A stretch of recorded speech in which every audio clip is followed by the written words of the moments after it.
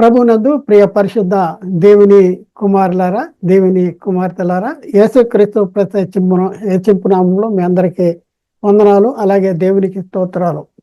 ప్రియులారా, ఎలా ఉన్నారు? బాగున్నారని నేను తలుస్తున్నాను. అలాగే దేవుని కృప మహాదైశ్వర్యాన్ని బట్టి మేము కూడా ఉల్లాసంగానే ఉన్నాం. ప్రియులారా, ఈ రీతిగా దేవుడు మరొకసారి మీ సన్నిధికి నడిపించడానికి మాకు ఇచ్చిన ఈ కృపను బట్టి దేవునికి మరొకసారి కృతజ్ఞతాస్తుతులు చెల్లిస్తున్న దేవునికి స్తోత్రం. ప్రియులారా, ఈరోజు మనము బైబిల్ గ్రంథంలోనే ఒక ప్రత్యేకమైనటువంటి అంశాన్ని గురించి మనం నేర్చుకోవడానికి ప్రయత్నం చేద్దాం. ఈరోజు మనం నేర్చుకునే అంశము పాపము యొక్క ఉనికి, దాని యొక్క ప్రారంభము. పాపము యొక్క ఉనికి, దాని యొక్క ప్రారంభము అనే అంశాన్ని గురించి మనం నేర్చుకోవడానికి ప్రయత్నం చేద్దాం. ముఖ్యంగా ప్రియులారా, ఈ వాక్యము మరి ఎవరిని కూడా ఉద్దేశించి చెప్పేది కాదు. ఎవరిని తప్పు పట్టాలని, కించపరచాలని, వారి మనోభావాల్ని దెబ్బతీయాలని చెప్పడానికి మేము ప్రయత్నం చేయట్లేదు. కేవలము క్రీస్తు ప్రేమను బట్టి, క్రీస్తు ప్రేమ మమ్మల్ని బలవంతం చేయటం ద్వారా బైబిల్లో ఉన్న సత్యం ఏంటి, మరి సాతాను ఎన్నో రీతిలుగా మనల్ని సత్యానికి దూరంగా చేసేసి మరి మనల్ని అసత్యంలోనికి నడిపించేటటువంటి పరిస్థితి ఉంది. కాబట్టి మేము మా యొక్క ఉద్దేశం ఏంటంటే సాతాను యొక్క మరి వాడు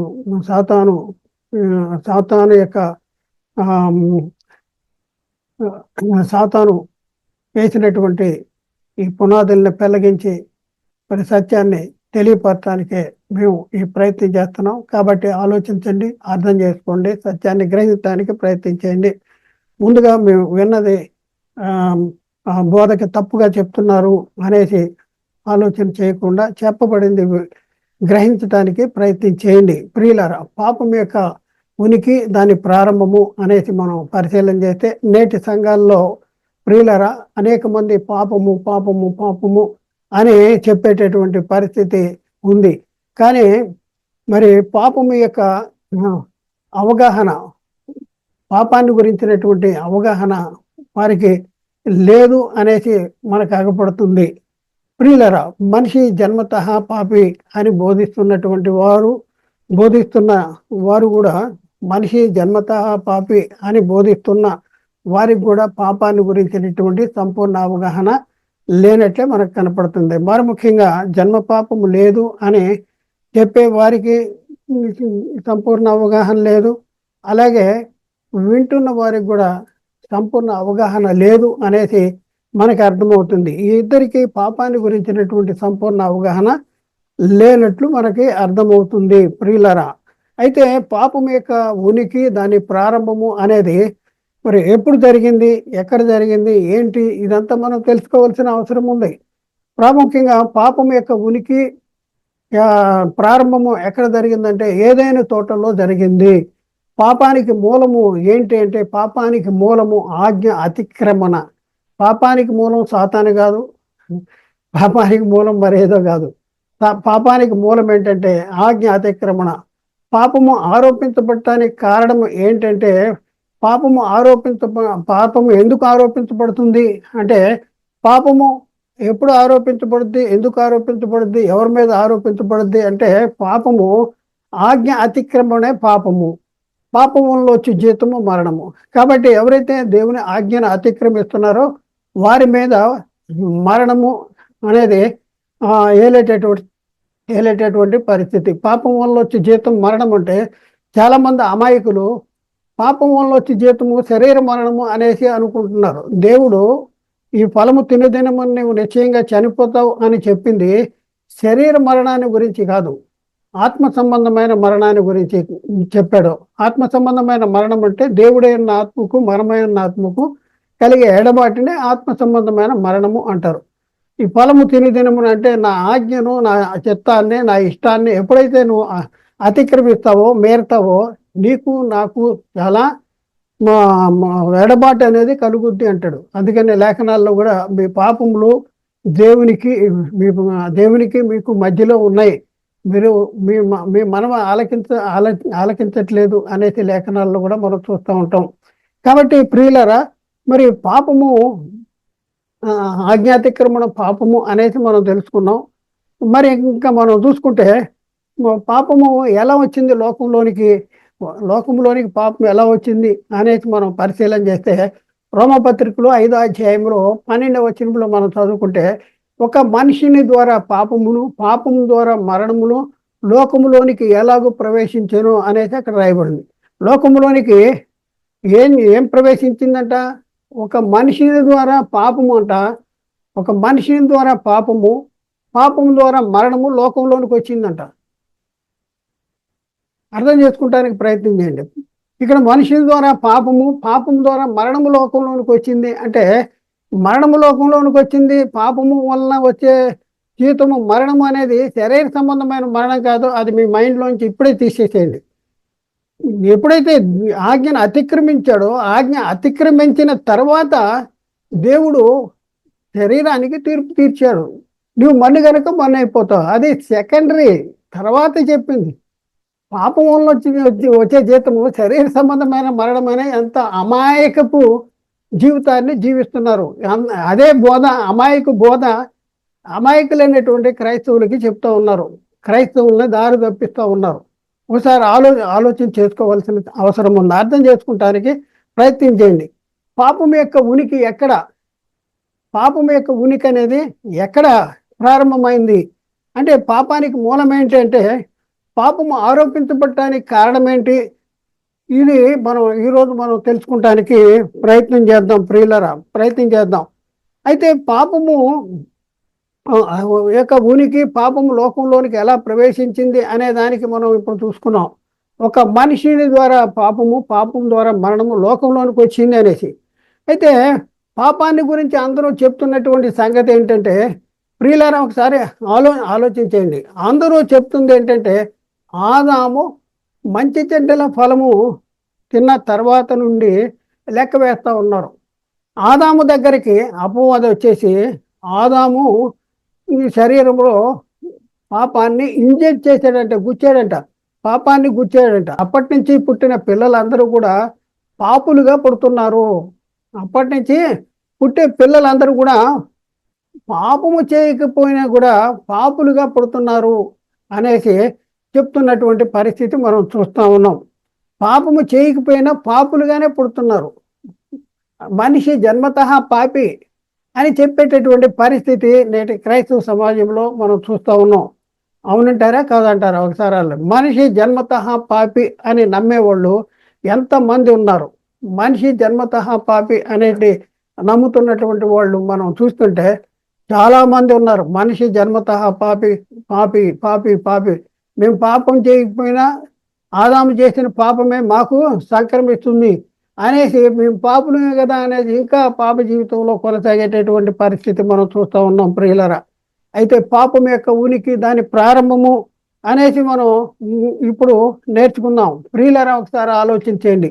పాపం యొక్క ఉనికి, దాని ప్రారంభము తెలుసుకోవాలంటే ముందుగా మనిషి జన్మతః పాపి అవునా కాదా మరి మనం తెలుసుకోవాలంటే ముందుగా ఏంటంటే, మనిషి ఎందరు పురుషుల కలయిక అనేది మనం తెలుసుకోవాలి. రెండోది, మనిషి మరి ఏ పురుషులలో పాప స్వభావం ఉంది? మనిషి అందరు పురుషుల కలయిక అనేది తెలుసుకోవాలి. ఏ పురుషుల్లో పాప స్వభావం ఉంది అనేసి మనం తెలుసుకోవాల్సినటువంటి అవసరం ఉంది. మనిషి జన్మతః పాపి అంటే ఎవరు పాపి అని ఎందుకు ప్రశ్న వేస్తున్నాం అంటే, మనిషి ఇద్దరు పురుషుల కలయిక. ఇద్దరు పురుషుల కలయికల గురించి మనం ఆలోచించుకుంటే, బాహ్య పురుషుడు ఆంతర్య పురుషుడు. బాహ్య పురుషుడు అనంటే మంటి నుండి తీయబడిన వాడు, అంటే శరీర ఆకార నిర్మాణము మంటి నుండి తీయబడిన వాడు. వీడెవడు అంటే బాహ్య పురుషుడు. మరి రెండవ వాడు ఏంటంటే ఆంతర్య పురుషుడు, వీడే ఆత్మ. ఆంతర్య పురుషుడు అంటే ఆత్మ. అనేక మంది మరి బైబిల్లో ఉన్న వచనాలని చదువుతానే ఆ వచనాలని అర్థం చేసుకోలేనటువంటి పరిస్థితుల్లో మరి ఉన్నటువంటి పరిస్థితి మనం చూస్తూ ఉన్నాం.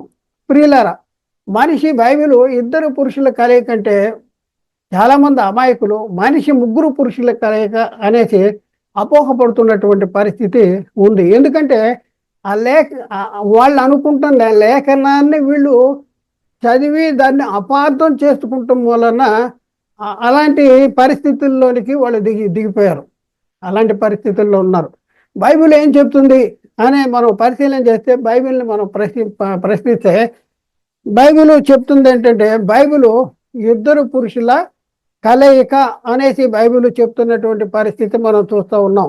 2 కొరింథీ పత్రిక 4:16 మా బాహ్య పురుషుడు కృషించుతున్నను, ఆంతర్య పురుషుడు దినదినము నూతన పరచబడుతున్నాడు. ప్రియులారా, ఈ వచనం మనకి ఎలా అర్థమవుతుంది? ఒకసారి ఆలోచించేయండి. మనం ఏదైనా మనకి ఆలోచన ఉందా? మనకి జ్ఞానం ఉందా? మనకి వివేకం ఉందా? ఒకసారి ఆలోచించండి. సాతాను ఏదో చెప్తే మనం దాన్ని ఫాలో అవటం సరైన పద్ధతి కాదా? సరైన పద్ధత? ఒకసారి ఆలోచించండి. మనిషి ముగ్గురు పురుషుల కలయికను ఎందుకు అపోహపడుతున్నారో ముందు మిమ్మల్ని మీరు ప్రశ్నించుకోవాల్సినటువంటి అవసరం ఉంది. బైబిల్ చెప్తుంది ఏంటంటే, పరిశుద్ధాత్ముడి బోధ చెప్తుంది ఏంటంటే, మనిషి ఇద్దరు పురుషుల కలయిక. పౌలు గారు కొరింథీకి రాసిన 2వ పత్రికలో 4:16 అక్కడ ఏమంటున్నాడు పౌలు గారు? మా బాహ్య పురుషుడు కృషించుతున్నను, ఆంతర్య పురుషుడు దినదినము నూతన పరచబడుతున్నాడు అనేసి పౌలు గారు చెప్తున్నటువంటి మాటను మనం చూస్తూ ఉన్నాం. కాబట్టి ప్రియులరా, ఒకసారి ఆలోచించేయండి. మనిషి ఎందరు పురుషుల కలయిక అంటే ఇద్దరు పురుషుల కలయిక. అవును ప్రియులరా, మనిషి ఇద్దరు పురుషుల కలయిక. ఒకసారి ఆలోచించేయండి. బాహ్య పురుషుడు, ఆంతర్య పురుషుడు. బాహ్య పురుషుడు ప్రారంభము ఎప్పుడు, ఎక్కడ? ఇది మనం గ్రహించాలి. కేవలం మనిషి జన్మతా పాపి ఎవరో చెప్పారు కనుక మనం అదే పాట పాడటానికి ప్రయత్నించేటటువంటి పరిస్థితి చేయకూడదు.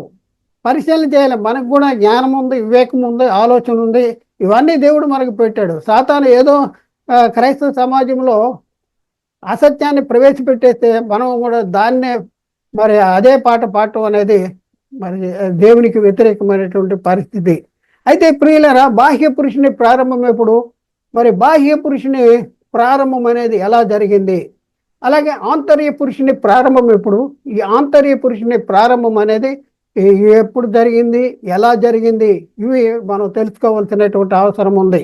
అయితే ప్రియులరా, ఈ బాహ్య పురుషుడు, ఆంతర్య పురుషుడు, మనిషి ఇద్దరు పురుషుల కలయిక, శరీరము ఆత్మ అనేసి మనం గ్రహించాం కదా.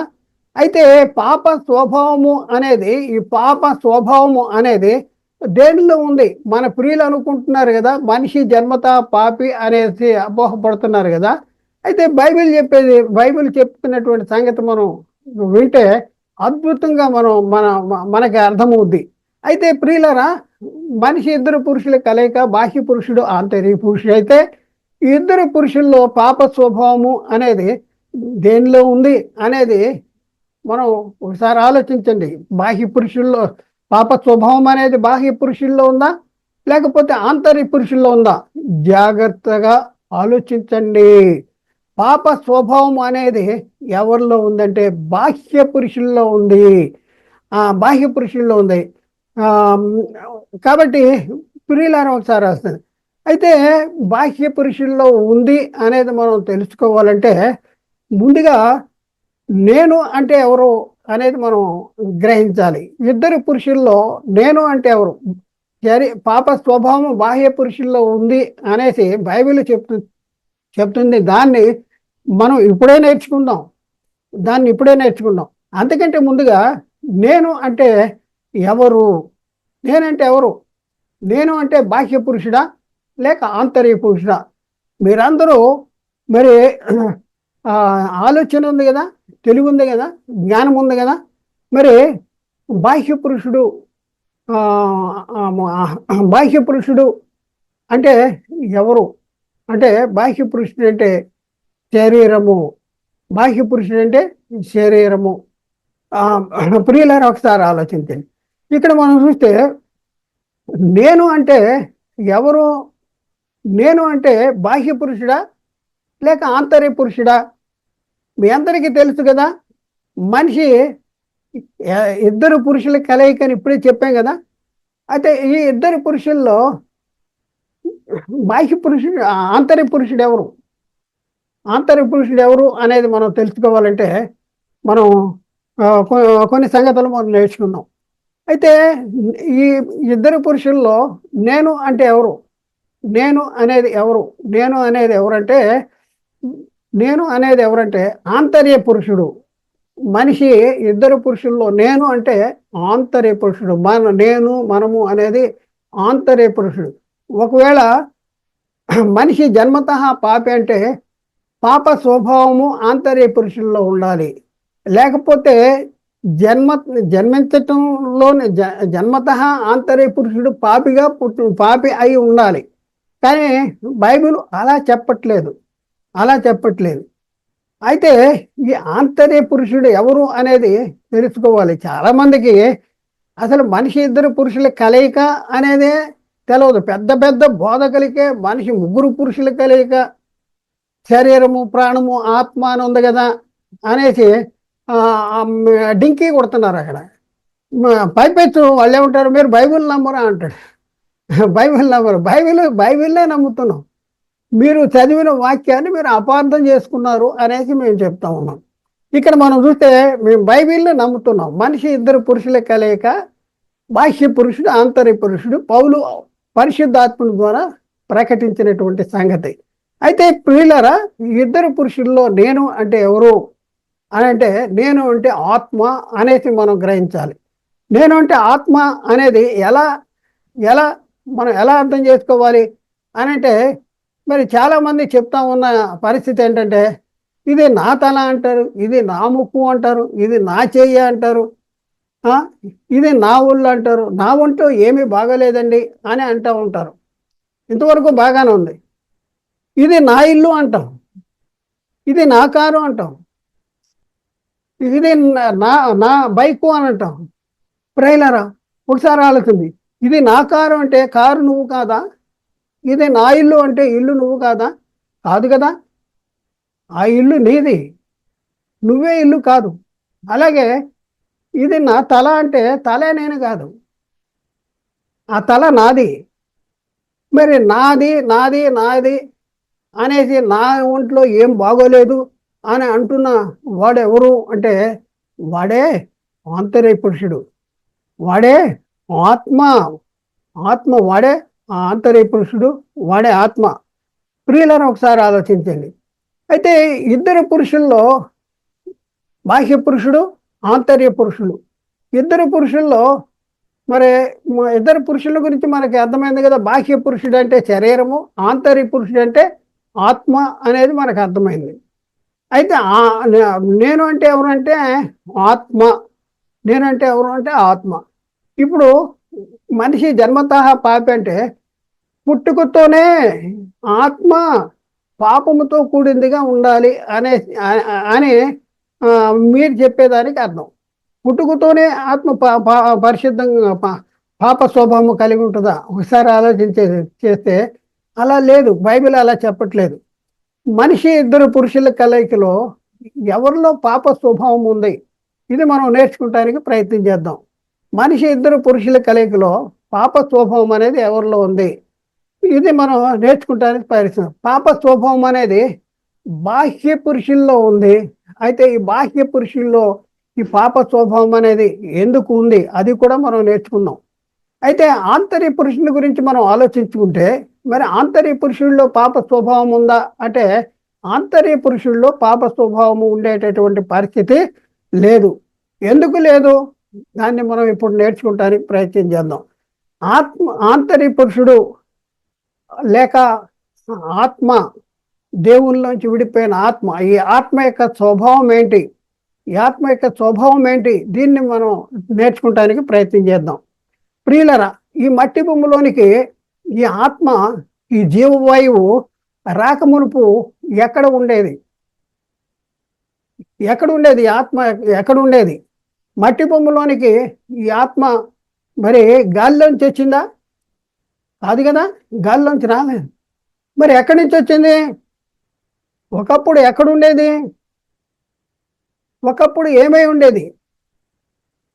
ఆదికాండంలో 2వ అధ్యాయంలో 7వ వచనంలో దేవుడైన యెహోవా నేల మట్టితో నరును నిర్మించి వాని నాసికారంధ్రముల్లో జీవవాయువు ఊదగా నరుడు జీవాత్మ ఆయను అనేసి అక్కడ రాయబడి ఉంది.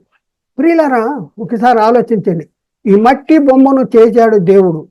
మట్టి బొమ్మను చేసి మట్టి బొమ్మలోనికి దేనిని ఊదాడు? జీవవాయువు ఊదాడు. జీవవాయువు ఊదాడు. మట్టి బొమ్మలోనికి ప్రవేశపెట్టబడక మునుపు ఈ జీవవాయువు ఎక్కడ ఉంది? ఇది ఇది ఆలోచించేయాలి. ఎక్కడ ఉంది? ఎవరిలో ఉంది? ఎవరి లోపల ఉంది? ఇది మనం ఆలోచించేయాలి. ఇది ఇక్కడ ప్రశ్న వేయాలి, ఇక్కడ నుంచోవాలి. చాలామంది నేను అనే ఆత్మ, మనిషి అంటే నేను అనే ఆత్మ యొక్క విలువ కూడా తెలవనటువంటి పరిస్థితి. ఈ ఆత్మ ఎక్కడి నుంచి వచ్చింది? ఈ ఆత్మ యొక్క విలువ ఏంటి? ఈ ఆత్మకి కలిగి ఉన్నటువంటి స్టేటస్, దైవ కుమారత్వం. దైవ కుమారత్వం దేవు ఆదా ఇక్కడ మనం చూస్తే మట్టి బొమ్మల్లోనికి ప్రవేశపెట్టబడిన జీవాత్మ జీవాత్మను గురించి బైబిల్ ఏం చెప్తుందంటే దేవుని కుమారుడు అని చెప్తుంది. లూకాసు వార్త 3వ అధ్యాయంలో 38వ వచనంలో అక్కడ కైనాను ఏనోషుకును, ఏనోషి షేతుకును, షేతు ఆదామునకు ఆదాము దేవునికి కుమారుడు అంటే. ఆదాము ఎవరి కుమారుడు అంటే దేవునికి కుమారుడు. దేవునికి కుమారుడు ఎలా అవుతాడంటే దేవుడైన జీవము నుండి వేరుపరచబడిన వాడు గనకనే దేవుని కుమారుడు అనేసి బైబిల్లో రాయబడింది. దేవుని కుమారుడికి ఎలాంటి మహిమ కలిగి ఉంటాడు అంటే దేవుని కుమారుడు దేవునికి వారసుడు. దేవుని వారసుడు, దేవుని ఇంటి వాడు,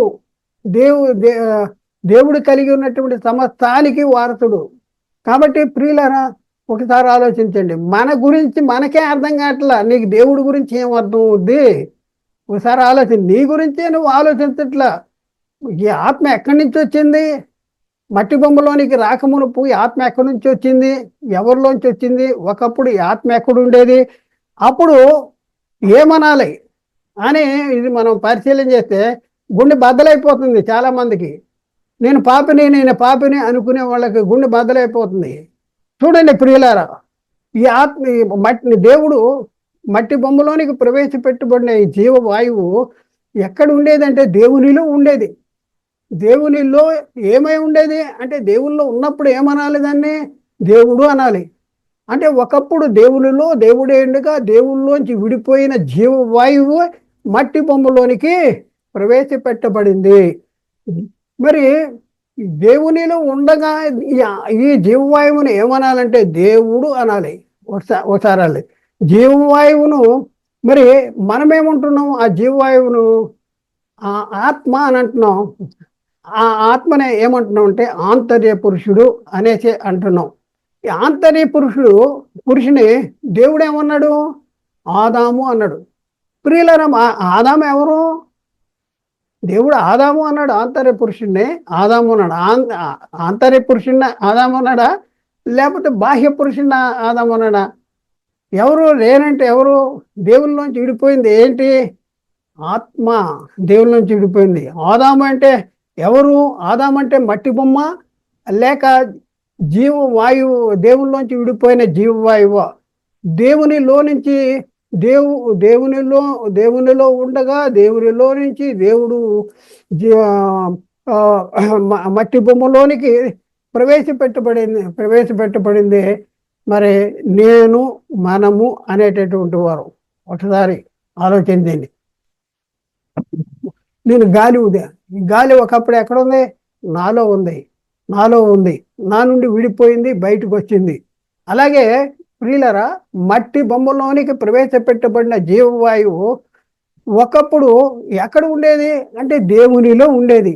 దేవునిలో ఏమై ఉండేది అంటే దేవునిలో దేవుడై ఉండేది. అవును, దేవునిలోంచి విడిపోయిన జీవవాయువే ఆదాము. దేవుల్లోంచి విడిపోయిన జీవవాయువే ఆదాము. ఇది నేర్చుకోవాలి. ఇక్కడ జీవవాయువు ఉంది కానీ ఆత్మ లేదు. ఊదాడని ఉంది కానీ కన్నాడు అని లేదు అనేసి లేఖనాలని అపార్థం చేసుకున్నాడు. అది ఇక్కడే రాయబడి ఉండదు. లేఖనాల్లో మరొక దగ్గర మనం చదవాలి, మరొక దగ్గర తెలుసుకోవాలి, మరొక దగ్గర రాయబడి ఉంటాయి. వాటిని అర్థం చేసుకోవాలి. ముందు మన కాన్సెప్ట్, ఈ మైండ్, ఈ ఈ దృక్పథం వైపు ఆలోచిస్తే లేఖనాల్లో ఉన్నటువంటి అనేక అద్భుతమైన సంగతుల్ని నీకు తెలుసుకోగలవు. మనోనేత్రాలు వెలిగించబడేటటువంటి పరిస్థితి ఉంది. ప్రియులరా, మరి దేవుడు మట్టి బొమ్మను చేసి ఏం చేశాడు? తనలో ఉన్న జీవవాయువులు కొంత ఊదాడు. దేవుడైన యెహోవా నేల మట్టితో నరు నిర్మించి వారి నాసికారంధ్రాల్లో జీవవాయువుగా నరుడి జీవాత్మ అయ్యాడు అనేసి, మరి ఆ తర్వాత మనం మనం మనం పరిశీలన చేస్తే ఈ లోకంలో ఉన్న ప్రతి ఒక్కరూ ఎవరి నుండి వచ్చిన వాళ్ళు, ఎవరి నుండి విడిపోయిన వాళ్ళు అంటే, ఒక్కరి నుండి ప్రతి జాతి మనిషిని సృష్టించాడంట. అపోస్తల కార్యాల్లో 17వ అధ్యాయంలో 26వ వచనంలో, మరియు యావత్ భూమి మీద కాపురం ఉండుటకు ఆయన ఒకరి నుండి ప్రతి జాతి మనుషులను సృష్టించి అనేసి అక్కడ రాయబడి ఉంది. ప్రతి జాతి మనుషులు కూడా ఆదాము నుండే దేవుడు వేరుపరిచినటువంటి పరిస్థితి. ఆదాము ఆత్మ నుండి దేవుడు వేరుపరిచినటువంటి పరిస్థితి. అంటే ఒకసారి ఆలోచించేయండి. మనము కూడా ఒకప్పుడు ఎక్కడ ఉండేవాళ్ళం? ఆదాము నుండి విడిపోయాం కదా. మనం ఆదాములో ఉంటే ఆదాము ఎక్కడ ఉండేవాడు? దేవుల్లో ఉండేవాడు, దేవుని నుండి విడిపోయాడు. దీన్ని బట్టి మనం ఆలోచిస్తే మనము అనే ఆత్మ ఒకప్పుడు దేవునిలో ఉండేది. దేవునిలో ఎలా ఉండేదంటే దేవునిలో దేవుడై ఉండేది. ఎంత అద్భుతము, ఎంత ఆశ్చర్యము చూడండి. చాలా మంది అమాయకులు చాలా విపరీతమైనటువంటి బోధ చేస్తున్నారు అంటున్నారు. బైబిల్ని అర్థం చేసుకోవట్లా. బైబిల్ని ఆత్మ సంబంధంగా అర్థం చేసుకోవాలి. ప్రకృతి సంబంధంగా, శరీర సంబంధంగా, భౌతిక సంబంధంగా అర్థం చేసుకుంటానికి వీల్లేదు. ఎందుకు అర్థం చేసుకుంటున్నారు అంటే, ప్రకృతి సంబంధమైన మనుషుడు దేవుని ఆత్మ సంబంధమైన సంగతులు అతనికి అర్థం కావట్లేదంట. అవి ఎలా అర్థమవుతాయి అంటే ఆత్మానుభవం వల్లనే అర్థమవుతాయి. అయితే ప్రియులారా, దేవుని నుండి విడిపోయిన ఆత్మ యొక్క స్వభావం ఏంటి? ఇది ఈరోజు మనం నేర్చుకుందాం. నేను పాప స్వభావం అనేది దేనిలో ఉంది అనేసి మనం ప్రశ్న వేసుకున్నాం కదా. బాహ్య పురుషుల్లో పాప స్వభావం ఉందా, ఆంతర్య పురుషుల్లో పాప స్వభావం ఉందా మరి అనే ప్రశ్న వేసుకున్నాం కదా. ఇప్పుడు పాప స్వభావం అనేది దేవుని నుండి విడిపోయిన ఆత్మలో పాప స్వభావం ఉంటుందా? ఒకసారి మనం ప్రశ్న వేసుకుంటాం. దేవుని నుండి విడిపోయిన ఆత్మ యొక్క స్వభావం ఏంటి? ప్రియులారా, ఒకసారి ఆలోచించండి. మరొక ప్రశ్న వేద్దాం. దేవునిలో దేవుడై ఉండగా దేవుల్లోంచి విడిపోయిన జీవాత్మయే ఆంతర్య పురుషుడైతే ఈ ఆంతర్య పురుషుని యొక్క స్వభావం ఏంటి? ఇక్కడికి రావాలి మీరు. ఒకప్పుడు దేవునిలో దేవుడే ఉండగా దేవుల్లోంచి విడిపోయినటువంటి ఆత్మయే ఆంతర్య పురుషుడు. ఆత్మయే, ఆ జీవవాయువే ఆత్మయే ఆంతర్య పురుషుడు. ఈ ఆత్మ యొక్క స్వభావం ఏంటి అంటే, ఆత్మ ఎక్కడి నుంచి విడిపోయిందంటే దేవుల్లోంచి విడిపోయింది. మరి దేవునిలో ఎలా ఉండే? దేవుల్లో నుంచి విడిపోయింది కదా. మరి దేవుల్లోంచి విడిపోతే దేవుడు ఎలాంటి వాడు? దేవుడు ఏమై ఉన్నాడు? దేవుల్లోంచి విడిపోయిన ఆత్మ కూడా దేవుడు కలిగి ఉన్నటువంటి గుణ లక్షణాలు, స్వభావము కలిగి ఉంటుంది. కాబట్టి దేవుల్లోంచి విడిపోయినటువంటి ఆత్మ దేవుడు కలిగి ఉన్నటువంటి స్వభావము, దేవుడు కలిగి ఉన్నటువంటి పరిశుద్ధత, ఇవన్నీ కలిగి ఉండేటటువంటి పరిస్థితి ఉంది. కాబట్టి ప్రియులరా, ఇప్పుడు మనం ఆలోచిద్దాం. ఇక్కడ మనం చూసుకుంటే ప్రియులరా, మరి నేను అనేది ఎవరు అనేసి మనం పరిశీలన చేస్తే ఆత్మ అనేసి మనం నేర్చుకున్నాం. అయితే ఇక్కడ మనం చూస్తే ప్రియులరా,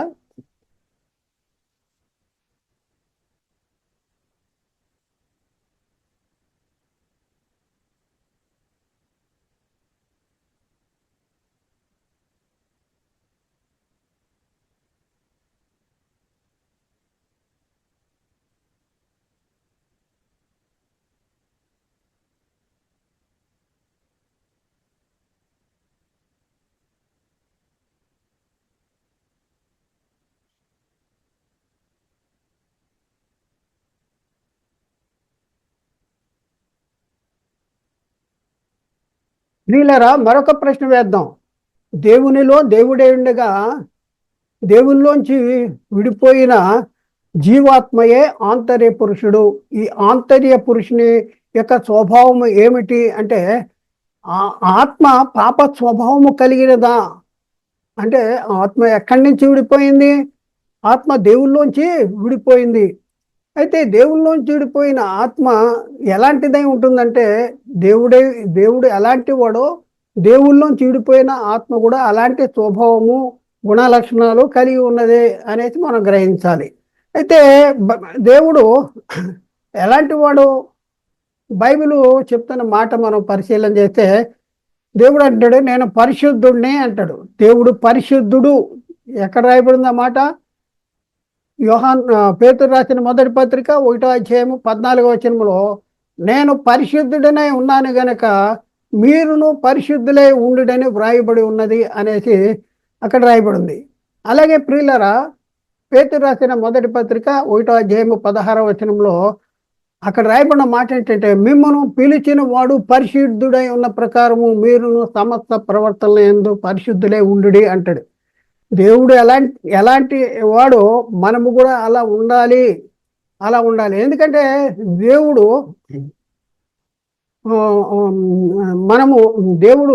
తనలోనున్న జీవవాయువును వేరుపరిచాడు. కాబట్టి ప్రియులారా, దేవుళ్ళలోంచి విడిపోయిన ఆత్మ కూడా పరిశుద్ధమైనదే. దేవుడు పరిశుద్ధమైన వాడు. దేవుళ్ళలోంచి విడిపోయిన ఆత్మ కూడా ఎలాంటిదంటే పరిశుద్ధమైనదే. ఇంకా మనం చూస్తే దేవుడు నరుని ఎవరి స్వరూపంలో, ఎవరి పోలికలో సృజించాడు? మనల్ని ఆదామును ఎవరి పోలిక, ఎవరి స్వరూపంలో సృజించాడు? లేక మనం ఎవరి స్వరూపంలో సృజించబడిన వారము అనేసి మనం ప్రశ్న వేస్తే, ఆది కాండంలో 1వ అధ్యాయం 26, 27 వచనంలో దేవుడు మన స్వరూపమందు మన పోలిక చొప్పున నరుని చేద్దాము అంటాడు. మన స్వరూపమందు మన పోలిక చొప్పున నరుని చేద్దాము అని అంటాడు. మరి నరుని ఎలా చేశాడు అంటే, దేవుడు తన స్వరూపమందు తన పోలిక చొప్పున నరుని సృజించెను. తన స్వరూపమందు తన పోలిక చొప్పున నరుని సృజించెను అనేసి అక్కడ రాయబడి ఉంది. ఇక్కడ ప్రియులారా, స్వరూపం అంటే అది కూడా అర్థం కావట్లా. ఈ శరీర ఆకార నిర్మాణం కాదు, ముక్కు, తల, చెవి, కాళ్ళు, చేతులు ఇవి కాదు స్వరూపం అంటే. దేవుడు కలిగి ఉన్నటువంటి క్యారెక్టర్స్, స్వభావము, గుణ లక్షణాలు. చాలామంది అనేది దేవుని పోలికంటే గెడ్డం, మీసాలు, లావు, ఎత్తు, పొడుగు అనేసి అర్థం చేసుకుంటున్నారు. ప్రియులరా, దేవుని స్వరూపం అంటే అర్థము దేవుడు కలిగి ఉన్నటువంటి గుణ లక్షణాలు, లేక దేవుని యొక్క క్యారెక్టర్స్. దేవుడు మన స్వరూపం ముందు మన పోలిక చొప్పున నరులనే చేద్దామన్నాడు. అవును, మట్టి బొమ్మల్లోనికి ప్రవేశపెట్టబడిన ఈ జీవాత్మ జీవవాయువే దేవుని స్వరూపము. ఒకసారి ఆలోచించండి. ఆదాము ఎవరి స్వరూపము? దేవుళ్ళలోంచి విడిపోయినటువంటి ఆదాము ఎవరి స్వరూపము అంటే దేవుని స్వరూపము. ఆదాము నుండి విడిపోయిన మనము ఎవరి స్వరూపము? ఒక్కరి నుండి ప్రతి జాతి మనుషుని అంటాడు. మనం ఎవరి స్వరూపము అంటే దేవుని స్వరూపము. ఒకప్పుడు ఎక్కడ ఉండేవాళ్ళం? మనం అందరం దేవునిలో ఉండేవాళ్ళం. ఏమై ఉండేవాళ్ళం? దేవుడై ఉండేవాళ్ళం. అంటే ఒకప్పుడు దేవునిలో దేవుడై ఉండగా దేవుల్లోంచి విడిపోయిన జీవవాయువే, మరి జీవవాయువే ఆదాము నుండి మనం వేరుపరచబడ్డాం. ఈ ఆత్మ ఎక్కడి నుంచి విడిపోయిందంటే దేవుల్లోంచి విడిపోయింది. దేవునిలోంచి విడిపోయిన ఈ ఆత్మ స్వరూపం ఏంటి? ఎలాంటి స్వరూపము అంటే దేవుని స్వరూపము. ఇప్పుడు చెప్పండి, దేవుని స్వరూపం అంటే ఏంటి? దేవుడు ఆత్మయ్య ఉన్నాడు. దేవుడు ఏమై ఉన్నాడు? ఆత్మయ్య ఉన్నాడు. మరి ఆత్మకి స్వరూపం ఏంటి అంటే దేవుడు కలిగి ఉన్నటువంటి గుణ లక్షణాలని స్వరూపం అంటారు. ఇప్పుడు చెప్పండి ప్రియులరా, ఆదాము అంటే మట్టి బొమ్మ, అవునా కాదా? చెప్పాలి మీరు. కాదు, ఆదాము అంటే మట్టి బొమ్మ కాదు. ఒకప్పుడు దేవునిలో దేవుడై ఉండగా దేవుల్లోంచి విడిపోయిన జీవవాయువే మట్టి బొమ్మలోనికి ప్రవేశించింది. ఆదాము అన్నాడు దేవుడు. ఒకసారి ఆలోచించండి. అంటే నేను అంటే శరీరమా ఆత్మ అనేది కూడా అర్థం కానటువంటి పరిస్థితి నేటి క్రైస్తవ సమాజంలో ఉంది. ప్రియులారా, ఒకసారి ఆలోచించండి. నేను అంటే ఎవరు నా పేరు రంగారావు అనుకోండి, గబుక్కుని నేను చనిపోయాను అనుకోండి. చనిపోతే మరి రంగారావు గారు వెళ్ళిపోయారండి, లేరండి మనకి అనేసి అక్కడ జనాలు అనుకుంటున్నారు, వచ్చిన జనాలు. వెళ్ళిపోయాడండి, లేడు అంటాడు. ఒక ఆయన అంటాడు, వెళ్ళిపోవటం ఏంటి, పెట్టిలో ఉన్నాడు కదా, ఈ పెట్టిలో ఉన్నాడు కదా అనేసి ఇది చెప్పేటటువంటి పరిస్థితి. ఒకసారి ఆలోచించండి, వెళ్ళిపోయిన వాడు రంగారావా, పెట్టిలో ఉన్నవాడు రంగారావా అంటే వెళ్ళిపోయిన వాడే రంగారావు. మరి పెట్టిలో ఉన్నవాడిని ఏమనాలి, ఏమంటాం దాన్ని, ఏమంటావు చెప్పండి? శరీరం అంటామా? శరీరం అనరు, రంగారావు గారి శరీరం అనరు, రంగారావు గారి శవం అంటారు. శరీరం ఎప్పుడంటాం? ఆత్మ వెళ్ళిపోయిన వాడు ఈ శరీరంలో ఈ బొమ్మలో ఉంటే అప్పుడు శరీరము అంటాం. ఆత్మ వెళ్ళిపోతే దాన్ని శవము అంటారు. శరీరం అనే అనరు. ఒకప్పుడు రంగారావు అందులో ఉన్నాడు, ఖాళీ చేసి వెళ్ళిపోయాడు. అంటే ఆంతర్య పురుషుడు ఎక్కడ నుండి వచ్చాడు? దేవునిలో నుంచి వచ్చాడు. దేవునిలోంచి వచ్చినటువంటి ఆంతర్య పురుషుడు ఎవరిలోంచి విడిపోయాడంటే ఆదాము. ఆదాముని దేవుడు తన పోలిక చొప్పున తన స్వరూపం ముందు సృజించాడు. అంటే దేవుడు ఏమన్నాడు? ఇంకోసారి మనం దేవుడు ఏమన్నాడు? పరిశుద్ధుడు అంటాడు. అందుకనే దేవుడు దేవుళ్ళలోంచి విడిపోయిన ఆదాము ఆత్మ, లేకపోతే జీవవాయువు ఆత్మ, లేకపోతే ఆదాము మరి ఏమై ఉంటుంది? దాని స్వరూపం ఏంటి? దాని యొక్క గుణ లక్షణాలు ఏంటి అంటే, దేవుడు ఆదామును ఎలా సృజించాలనుకున్నాడంటే, దేవుడు ఆదామును తన పోలిక చొప్పున తన స్వరూపం ముందు సృజించాలని అనుకున్నాడు. స్వరూపం అంటే ఆకార నిర్మాణము కాదు, దేవుడు కలిగి ఉన్నటువంటి గుణ లక్షణాలు కలిగి ఉన్నవాడిగా మరి దేవుడు ఆదామును సృజించాలి అని అనుకున్నాడు. దేవుడు తనకు వారసుడిగా ఉండాలని కోరుకున్నాడు. వారసుడు చూడండి, మనోళ్ళు మనం ఎవరు అంటే పరలోక పౌరసత్వం ఉందంటారు, దేవుని కుమారులు అంటాడు, దేవుని వారసులు అంటాడు, క్రీస్తు తోడి వారసులు అంటాడు. అసలు ఈ ఆధిక్యతలన్నీ నీకు ఎక్కడి నుంచి వచ్చినాయి అయ్యా? నీకు ఎక్కడి నుంచి వచ్చినాయి? దేవుడు తన సొంత కుమారుని పాప శరీరాకారంతో పంపి ఆయన శరీరం ముందు మీ పాపాలకి శిక్ష మన పాపాలని ఆయన శరీరం ముందు శిక్ష విధించడానికి గల కారణం ఏంటి? దేవునికి మనకు ఉన్న సంబంధం ఏంటి? క్రీస్తుకు మనకు ఉన్న సంబంధం ఏంటి? ఒకసారి ఆలోచించండి. అసలు ఎక్కడున్నాం మనం? ఏం చేస్తున్నాం? ఏం ఆలోచిస్తున్నాం? మన గురించి మనకు అర్థం కావట్లా, నీకు దేవుడి గురించి ఏం అర్థం అవుద్ది? ఒకసారి ఆలోచించండి ప్రియులారా, ఒకసారి ఆలోచించండి. దేవుడు పరిశుద్ధుడు. మరి దేవుడి నుండి విడిపోయినటువంటి ఆంతర్య పురుషుడు కూడా పరిశుద్ధుడా కాదా? ఎందుకు కాదు? పరిశుద్ధుడు. ప్రియులారా, ఒకసారి ఆలోచించండి. దేవుడు పరిశుద్ధుడు. నేను పరిశుద్ధుడినే ఉన్నాను కనుక మీరు కూడా పరిశుద్ధులే ఉండు అంటాడు. దేవుడు తన స్వరూపం ముందు తన పోలిక చొప్పున నన్నే సృజించాడు అనేసి లేఖనాల్లో ఉంది. ఇకపోతే మరి శరీరం యొక్క స్వభావం ఏంటి? ఆంతర్య పురుషుడు, బాహ్య పురుషుడు శరీరం యొక్క స్వభావం ఏంటి? దాని గురించి కూడా మనం కొంతవరకు నేర్చుకున్నాం. మనం దేనికోసం ఇది నేర్చుకున్నాం అంటే, నేను అంటే మనిషి జన్మతః పాపి కాదు అనేది నేర్చుకుంటానికి ప్రయత్నం చేస్తూ, మనిషి అంటే ఎవరు అంటే నేను అనే ఆత్మ అనేసి మనం తెలుసుకున్నాం. మరి మనిషి ఇద్దరు పురుషులక కలయిక. ఇద్దరు పురుషుల్లో నేను అనే ఆత్మ అనేవాడే నేను అని. మరి ఈ బాహ్య పురుషుడు అంటే శరీరము ఈ ఆత్మకి దేవుడు ధరింపచేశాడని మనం నేర్చుకున్నాం.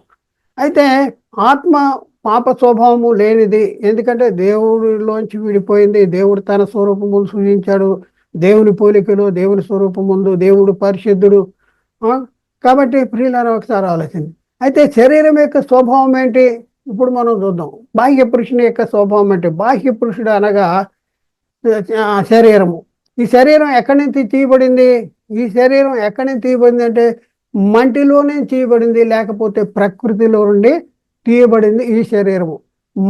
అయితే బైబిల్ చదువుతున్నాం కదా, మరి ఇన్ని రోజుల నుంచి బైబిల్లో శరీరం యొక్క స్వభావం ఏంటి అనేది బైబిల్లో చాలా స్పష్టంగా రాయబడింది. అవును, శరీరం యొక్క స్వభావము అనేది బైబిల్లో చాలా చాలా చాలా స్పష్టంగా రాయబడింది. శరీరం ఎక్కడి నుంచి తీయబడింది? మంటితో చేయబడింది, ప్రకృతిలో నుండి తీయబడింది. ప్రకృతిలో నుండి చేయబడినటువంటి ఈ శరీరము దేన్ని కోరుకుంటుంది? దేని కోరుకుంటుంది? ప్రకృతిని కోరుకుంటుంది. ప్రకృతి చేత ఆకర్షించబడుతుంది, ప్రకృతికి లోబడుతుంది అనేసి మనం గ్రహించాలి. ఎప్పుడైతే మనము ఈ గ్రహించగలిగామో శరీరం యొక్క స్వభావము ఏంటి అనేది మనకు అర్థమవుతుంది. శరీరం ఎక్కడి నుంచి తీయబడింది? ప్రకృతిలో చేయబడింది, మంటి నుండి చేయబడింది. శరీరం యొక్క స్వభావం ఏంటి? ఈ శరీరం ఎలాంటిది అంటే, ఈ శరీరము దేవుని చిత్తాన్ని జరిగించినటువంటిది, దేవుని చిత్తానికి. అలాగే శరీరము దేవుని ఇష్టాన్ని నెరవేర్చదు, వ్యతిరేకంగా మరి జీవిస్తూ ఉండేటటువంటి పరిస్థితి. శరీరము దేవుని మాట విందు. శరీరము తత్వమే అది, శరీరం తత్వం. శరీరానికి కావాల్సింది ఏంటంటే, శరీరంలో ఉన్నంత వరకు ఈ శరీరంలో ఈ లోకాన్ని అనుభవించాలి, దాన్ని 3 పూటలు తినాలి. ఈ లోకాన్ని అనుభవించటం, దాన్ని తినటం అనేదే ఈ శరీరం యొక్క స్వభావము. శరీరము ఏం చేస్తుందంటే మనల్ని మోసం చేస్తుంది. మనలంటే నేను ఆత్మకు మోసం చేస్తుంది. దేవుడు ఈ శరీరానికి, ఈ దేవుడు నేను అనే ఆత్మకి శరీరాన్ని ఇచ్చింది దేనికంటే, ఈ శరీరాన్ని లోపరుచుకుని ఈ శరీరంతో దేవుని పని చేయాలి అనేసి. అయితే శరీరం ఏం చేస్తుందంటే నేను అనే ఆత్మను మోసం చేస్తుంది. చూడండి ఎలా చేస్తుంది ఏంటంటే, మనము నెల జీతం ఎవరి కోసం ఖర్చు పెడుతున్నాం? దేనికోసం ఖర్చు పెడుతున్నాం? అయితే మనకి నెల జీతం వస్తుంది కదా, మరి ఆత్మ కోసం ఖర్చు పెడుతున్నామా, శరీరం కోసం ఖర్చు పెడుతున్నామా? ఆత్మ కోసం ఎంత ఖర్చు పెడుతున్నామో, శరీరం కోసం ఎంత ఖర్చు పెడుతున్నాము ఒకసారి ఆలోచించండి. మనకి ఒక 10,000 జీతం వచ్చింది అనుకోండి. ఈ 10,000 జీతంలో నేను అనే ఆత్మ, ఈ ఆత్మ ఎలాంటిదంటే మరణము లేని, ముగింపు లేని, నాశనము లేని, నిత్యము జీవించేటటువంటి ఆత్మ కోసము ఎంత ఖర్చు పెడుతున్నావు? మన్ను అనేది వెనకటి వల్లనే మన్నైపోద్ది, గుంటలోకి వెళ్ళిపోద్ది. దానికోసం ఎంత ఖర్చు పెడుతున్నావు ఒకసారి ఆలోచించండి. మీరే ఆలోచించుకోండి, మీరే గ్రహించండి. నీవై ఉన్న ఆత్మ కోసం నువ్వు ఎంత ఖర్చు పెడుతున్నావు? ఎంత సమయాన్ని ఈ ఆత్మ బాగోగుల కోసం నువ్వు ప్రయాసపడుతున్నావు? ఒకసారి ఆలోచన చేసుకోవాల్సిన అవసరం ఉంది. మన శరీరమే మన శత్రువు అంటారు. శరీరమే మన శత్రువు. చాలా మంది అనుకుంటున్నారు ఆ పక్కింటోడు మాకు శత్రువు అండి, లేకపోతే ఎదురింటోడు శత్రువు, వాళ్ళు శత్రువు, వీళ్ళు శత్రువు అనేసి భ్రమపడేటటువంటి పరిస్థితి ఉంది. కానీ ప్రియులరా, మనము ఆత్మకు ధరింపజేసిన శరీరం సామాన్యమైనటువంటిది కాదు. శరీరం మామూలుది కాదు. మనము అనబడిన ఆత్మని నరకానికి తీసుకువెళ్ళటానికి హేతువుగా ఉన్నటువంటి పరిస్థితి. శరీరాన్ని దేవుని చిత్తానికి, శరీరము దేవుని చిత్తానికి లోబడదు. ప్రకృతిలో నుండి తీయబడింది, ప్రకృతిని ఆకర్షించుకుంటుంది, ప్రకృతిని కోరుకుంటుంది, ప్రకృతి చేత లోపరచబడుతుంది. ఈ శరీరము దేవుని చిత్తానికి వ్యతిరేకంగా క్రియలు జరిగించేటటువంటి పరిస్థితి. అంటే ఆత్మకు ధరింపజేసినటువంటి ఈ శరీరము నేను అనే ఆంతర్య పురుషుని ధరింపజేసిన బాహ్య పురుషుడైన ఈ శరీరము ఎలాంటి స్వభావము కలిగి ఉంది ఒకసారి ఆలోచన చేయండి. ఎలాంటి స్వభావం కలిగింది? మోసం చేస్తుందా? అర్థం చేసుకోండి. దేవునికి లోబడదు. దేవుడు చెప్తా ఉంటుంటే ఈ శరీరం దేవునికి లోబడదంట. మరి ఆత్మ చెప్తా ఉంటుంది, అక్కడ ప్రేయర్ ఉంది, వెళ్ళండి, పద వెళ్దాం అంటే శరీరం చెప్తా ఉంటుంది అక్కడ ప్రేయర్ ఉంది, కానీ ఆఖరి రోజు చికెన్ మటన్ పెడతారు, ఆఖరి రోజు వెళ్దాంలే. ఇదిగో ఇక్కడ పలానా దగ్గర పెళ్లి జరుగుతుంది, అక్కడ మటన్ ఉంటుంది, చికెన్ ఉంటుంది, మంచి భోజనాలు ఉంటాయంట, ఇక్కడికి ప్రస్తుతానికి ఇక్కడికి వెళ్దాం అనేసి శరీరము ఆత్మ చెప్పేదానికి శరీరము లోబడనటువంటి పరిస్థితి. ఎప్పుడు కూడా సంఘర్షణ జరుగుతూ ఉంటుంది. శరీరానికి ఆత్మకి సంఘర్షణ అనేది జరుగుతూ ఉంటుంది. ఆత్మ అంటుంది ప్రేయర్కి వెళ్ళాలి, బైబిల్ చదువు, ప్రార్థన చేయి, సువార్త ప్రకటన చేయంటే శరీరం ఉంటుంది లోపడదు. టీవీ చూడు, సినిమాకి వెళ్ళు, లేకపోతే అక్కడ పెళ్లి భోజనాలు ఉన్నాయి అక్కడికి వెళ్ళు అనేసి సంఘర్షణ జరుగుతూ ఉంటుంది. మనలో సంఘర్షణ జరుగుతూ ఉంటుంది. బైబిల్లో కూడా రాయబడి ఉంది. గల్తీ పత్రికలో 5వ అధ్యాయం 17వ వచనంలో మనం చూస్తే అక్కడ రాయబడిన మాట ఏంటంటే, శరీరము ఆత్మకు, ఆత్మ శరీరమునకు విరోధముగా అపేక్షించును, అవి ఒకదానికొకటి వ్యతిరేకముగా ఉన్నవి గనక మీరేమి చేయనిచ్చేతురు, వాటిని చేయకుందురు అంటాడు. శరీరము ఆత్మకు, ఆత్మ శరీరానికి విరోధముగా అపేక్షిస్తే అంట. శరీరము అంటుంది పండుకో అంటుంది, శరీరం అంటుంది తిను అంటుంది, శరీరం అంటుంది అక్కడ పెళ్ళుంది వెళ్ళు అంటుంది, ఆత్మ అంటుంది అక్కడ ప్రార్థన ఉంది వెళ్దాం అంటుంది, ఆత్మ అంటుంది లేవు బైబిల్ చదువు అంటుంది, ఆత్మ అంటుంది ఇదిగో ప్రార్థన చేయి అంటుంది, ఆత్మ అంటుంది వార్త ప్రకటన చేయి, దేవుని చిత్తాన్ని జరిగించు అనేసి ఆత్మ ఉంటుంది. ఈ రెండింటికి మరి విరోధంగా అపేక్షించేటటువంటి పరిస్థితి.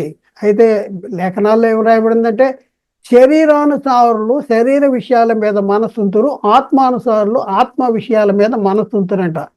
చూద్దాం ప్రియులారా, రోమా పత్రికలో 8వ అధ్యాయంలో 5, 6, 7 వచనాల్లో మనం చూస్తే శరీరానుసారులు శరీర విషయం మీద మనసుంతురు, ఆత్మానుసారులు ఆత్మ విషయముల మీద మనసుంతురు.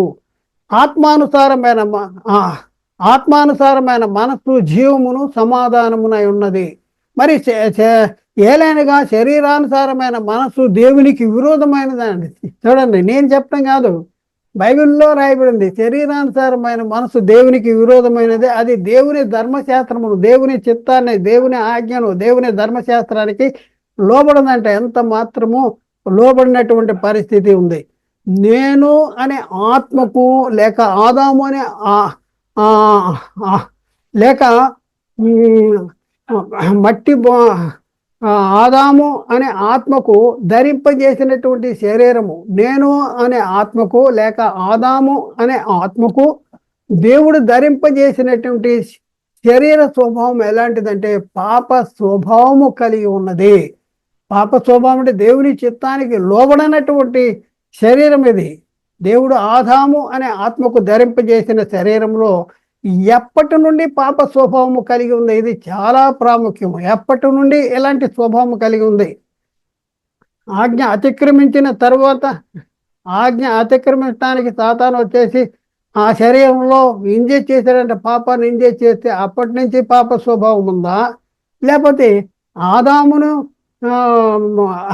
మట్టి బొమ్మను చేసినప్పుడే ఆ మట్టి బొమ్మలో అలాంటి స్వభావం ఉందా? అంటే ఆదాము ఆత్మకు శరీరాన్ని ధరింపజేసినప్పుడే ఆ శరీరంలోనే ఆ స్వభావం ఉందా? ఇది మనం తెలుసుకోవాల్సిన అవసరం ఉంది. ఇది చాలా ప్రాముఖ్యమైనటువంటి సంగతి. ఎవరు కూడా దీని గురించి ఆలోచన, అందరూ కూడా పాపము చేసిన తర్వాత ఆదాము సాతాను వచ్చేసి ఆ శరీరంలో పాపాన్ని ఇంజెక్ట్ చేశాడు. అందుకనే అప్పటి నుంచి కూడా ఆదాము పాప అయిపోయాడు ఇంజెక్ట్ చేయటం వలన. అందుకనే దేవుని ఆజ్ఞను అతిక్రమించి ఆ ఫలాన్ని తినేశాడు. అప్పటి నుంచి మరి పుట్టే పిల్లలందరూ కూడా పాపులుగానే పుడుతున్నారు అనేసి మోసపోతున్నారు. ఇది తప్పుడు ఆలోచన. మరి ఏది కరెక్ట్ అంటే ఆది నుండే దేవుడు ఆదాముకు ధరింపజేసిన శరీరములోనే పాప స్వభావము ఉంది. రాసి పెట్టుకోండి. ఆది నుండే దేవుడు ఆదాముకు ధరింపజేసిన శరీరములోనే ఈ పాప స్వభావం ఉంది. అవును, దేవుడు ఆదాము అను ఆత్మకు ధరింపజేసినప్పటి నుండే ఈ శరీరములో పాప స్వభావం ఉంది. శరీరములో పాప స్వభావం ఉంది అంటే చాలా మంది అంటారు, ఆదామును పాపిగా పుట్టించాడా అనేసి చెప్పేటటువంటి. మనం ఇప్పుడు వరకు నేర్చుకున్నది ఏంటి? నేను అనేది ఆత్మ దేవుళ్ళలోంచి చెడిపోయింది. దేవుడు పరిశుద్ధుడు, దేవుడు నీతిమంతుడు, దేవుడు కలిగి ఉన్నటువంటి స్వభావము కలిగిన వాడుగా ఉంటాడు. ఆదాము మట్టి బొమ్మలోనికి వేరుపరచబడిన జీవవాయువు నేర్చుకుంటే దేవుడు ఆదామును పాపిగా పుట్టించాడా అంటాడు. ఎందుకు అంటే మరి మీరు అంటున్నారు కదా, పాప స్వభావము కలిగిన శరీరాన్నే నేను నా ఆత్మకు ధరింపజేశాడు. దేవుడు ఆదాముకు ధరింపజేసిన శరీరంలోనే పాప స్వభావం ఉంది కదా అంటున్నాడు. అయితే చాలా జాగ్రత్తగా వినండి. ఇక్కడ శరీరములో పాప స్వభావము ఉన్నంత మాత్రములో ఆత్మపై పాపము ఆరోపించబడదు. శరీరములో పాప స్వభావము ఉన్నంత మాత్రములో ఆత్మపై పాపం ఆరోపించబడదు. అయితే మనము పరిశీలన చేస్తే ఆదాము అను ఆత్మకు దేవుడు ధరింపజేసిన శరీరములో పాప స్వభావం ఉంది. శరీరంలో పాప స్వభావం ఉన్నంత మాత్రంలో ఆత్మకి పాపము అనేది ఆరోపించబడదు. పాప స్వభావము కలిగిన శరీరంలో ఉన్నంత మాత్రాన ఆత్మకు పాపము ఆరోపించబడుతుందంటే ఆరోపించబడదు. చూడండి, పాప స్వభావము కలిగిన శరీరాన్ని దేవుడు ఇచ్చాడు అంటే మనోళ్ళు అతికి తెలివితో ఏంటంటే ఆదామును పాపిగా పుట్టించాడా అంటాడు. పాపిగా పుట్టించలేదు నాన్న. దేవుడు తానే ఉన్న తన స్వరూపంలో తన పోలికలో నరుని సృజించాడు. ఆత్మ దానికి ధరింపజేశాడు బాహ్య పురుషుడు. ఈ బాహ్య పురుషుడిలో ప్రకృతిని తీయబడింది, మట్టి నుండి తీయబడింది. ప్రకృతి కలిగినటువంటి స్వభావము కలిగి ఉంటుంది ఈ శరీరము. మరి ఎప్పుడు ఈ ఆత్మపై పాపము ఆరోపించబడుతుంది? ఒకసారి ఆలోచించి, శరీరము పాప స్వభావం కలిగిన శరీరంలో ఆత్మను ఉంచాడు కదా. మరి ఆ పాప స్వభావం కలిగిన శరీరంలో ఉన్న ఆత్మ శరీరం ఉండటం వలన ఆత్మకు పాపము ఆరోపించబడుతుందంటే ఆరోపించబడదు. మరి ఎప్పుడు ఆరోపించబడుద్ది? ఎప్పటి వరకు ఆరోపించబడదు? ఎప్పుడు ఆరోపించబడుద్ది? ఇది మనం తెలుసుకోవాల్సిన అవసరం ఉంది. ప్రియులారా, ఒకసారి ఆలోచించండి. ఎప్పుడు ఆరోపించబడుద్ది అంటే, నేను పాప స్వభావం కలిగిన శరీరంలో ఉన్నటువంటి ఆత్మ ఈ శరీరాన్ని లోపరుచుకుని దేవుని చిత్తాన్ని జరిగించుకోకుండా మరి శరీరానికి లోబడిపోయి దేవునికి వ్యతిరేకమైన పనులు జరిగించటానికి శరీరాన్ని మరి శరీరానికి అనుమతిస్తే ఈ శరీరంతో దేవునికి వ్యతిరేకమైనటువంటి కార్యాలు జరిగితే ఆ శరీరము జరిగించే కార్యాలకి వచ్చే ప్రతిఫలము అనేది ఎవరికి వస్తుందంటే ఆత్మకే వస్తుంది.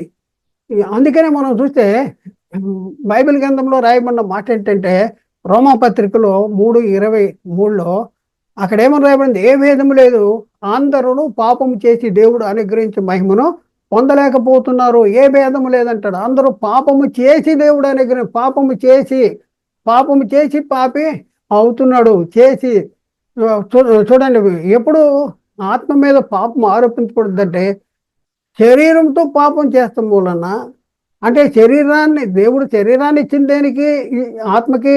ఈ శరీరాన్ని కంట్రోల్ చేసుకుంటూ ఈ శరీరాన్ని దేవుని పని మీద పెట్టాలి ఆత్మ. అలా పెట్టకపోతే ఏం జరుగుద్దంటే ఆత్మ మీద పాపం ఆరోపించబడుతుంది. అందుకనే ఇక్కడ చూడండి, ఏ భేదము లేదు, అందరూ పాపము చేసి పాపం అవుతున్నారు. పాపము చేసి దేవుడు అనేది మనోళ్ళు జన్మతా పాపి అంటాడు. బైబిల్ అలా చెప్పట్లేదు. ఎవడో మోసం చేశాడు, సాధారణగాడు మోసం చేశాడు. బైబిల్ అందరూ పాపము చేసి అండర్లైన్ చేస్తే ఎప్పుడైనా సరే పాపము చేసి దేవుడు అనుగ్రహించి మహిమను పొందలేకపోతున్నారు. అలాగే మనుషులందరూ పాపము చేసినందున మరణం అనేది అందరికీ సంప్రాప్తమైంది అంటాడు. రోమపత్రిక 5:12 ఇట్లుండగా ఒక మనిషిని ద్వారా పాపం ద్వారా మరణమును లోకములోనికి ఎలాగో ప్రవేశించను అంటాడు. ఒక మనిషిని ద్వారా పాపం ద్వారా మరణము లోకంలోనికి ప్రవేశించింది. పాపం ద్వారా మరణం. ఇక్కడ మనం చూస్తే ఒక మనిషిని ద్వారా పాపం ద్వారా మరణము లోకంలోనికి ఎలా ప్రవేశించింది అంటే ఆదాము చేసిన పాపమే మనకు వచ్చేస్తుందా అంటే మనం ఇంతకు ముందే చదివాం. ఏ భేదము లేదు, అందరూ పాపము చేసి దేవుడు అనుగ్రహించే మహిమను పొందలేకపోతున్నారు. అయితే ఒక మనిషి ద్వారా పాపం ద్వారా మరణము లోకంలోనికి ప్రవేశించిందంట. చూడండి ప్రియులారా, ఇక్కడ పాపము వల్ల వచ్చే జీతము మరణము అనేది ఇది శరీర సంబంధమైన మరణం కాదు. శరీర సంబంధమైన మరణం అనేసి అపోహపడుతూ అప్పుడే పుట్టిన పిల్లలు ఏం పాపం చేశారు, పాపం వల్ల మరణం అంటే చచ్చిపోతున్నారు కదా, అప్పుడే పుట్టిన పిల్లలు చచ్చిపోతున్నారు కదా, మరి దీనికే ఆన్సర్ చెప్పండి అంటాడు. అప్పుడే పుట్టిన పిల్లలు చచ్చిపోతే వాళ్ళు ఏం పాపం చేశారని చచ్చిపోతున్నారు అంటాడు. ఎంత అమాయకులు. పాపం వల్ల వచ్చే జీతం మరణం అనేది శరీర సంబంధమైన మరణం కాదు, ఆత్మ సంబంధమైన మరణము. దేవుడే ఉన్న జీవమును దేవుడే ఉన్న ఆ ఆత్మకు మనమై ఉన్న ఆత్మకు కలిగే మధ్య ఎడబాటునే ఆత్మ సంబంధమైన మరణం అంటాడు. కాబట్టి ప్రియులారా, ఒకసారి ఆలోచించండి. ఒకసారి ఆలోచించండి.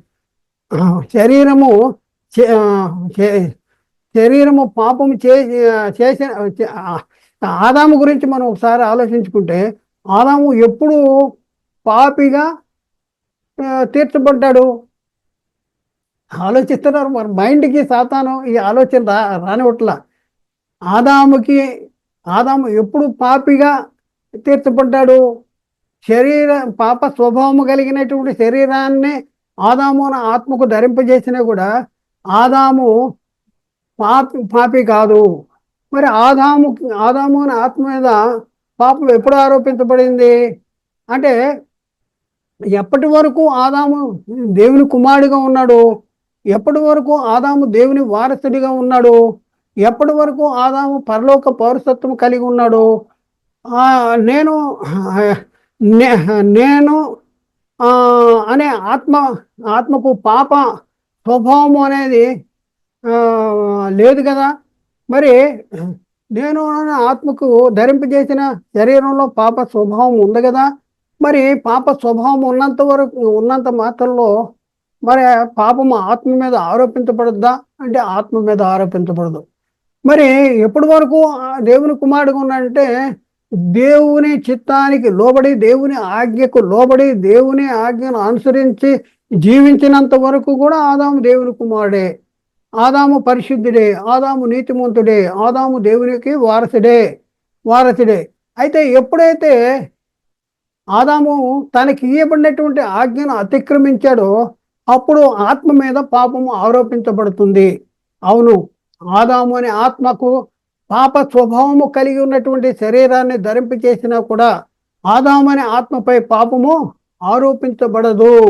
ఎప్పుడైతే శరీరము దేవుని ఆజ్ఞను అతిక్రమించదో, ఎప్పుడైతే శరీరము దేవుని చిత్తానికి వ్యతిరేకంగా నడుచుకుంటుందో, ఈ నడుచుకుంటానికి కారణం ఎవరంటే ఆత్మ శరీరాన్ని అదుపు చేయాల్సింది, శరీరాన్ని నడిపించవలసిన బాధ్యత ఎవరికి ఉంది అంటే ఆత్మకు ఉంది. ఈ బాధ్యతను మరి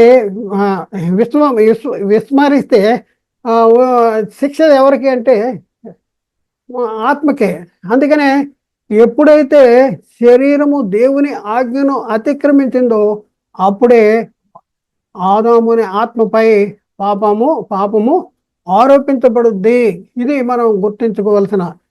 పాప స్వభావము కలిగి ఉన్న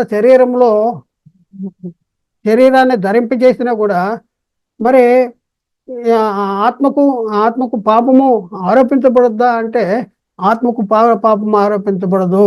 కాబట్టి ఇక్కడ మనం చూద్దాం, దేవుడు ఆదాము అనే ఆత్మకు ఆజ్ఞ ఇచ్చాడా లేదా అంటే ఆజ్ఞ ఇచ్చాడు.